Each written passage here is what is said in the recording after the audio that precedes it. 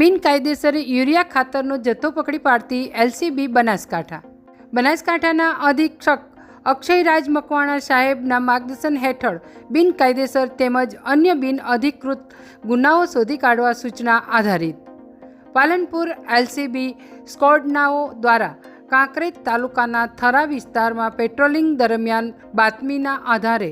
ઉણ પાંજરાપોળ સામે હાઈવે પર એક આઈસર જેનો આરટીઓ રજિસ્ટ્રેશન GJ12BW 3181 નંબર ગાડી રોકાવી તપાસ કરતા યુરિયા ખાતર કુલ નંગ 300 કિંમત 5,02,4949નો જથ્થો મળી આવેલ તેમજ આઈસર ડ્રાઈવર ભલાભાઈ પરાગભાઈ ચૌધરી રહે લક્ષ્મીપુરા તાલુકો રાધનપુરવાળા પાસેથી યુરિયા ખાતરના કાગળો માંગતા કાગળો ના મળી આવ્યા એમ કુલ મુદ્દામાલ કિંમત ₹12,49,249નો મુદ્દામાલ કબજે કર્યો છે।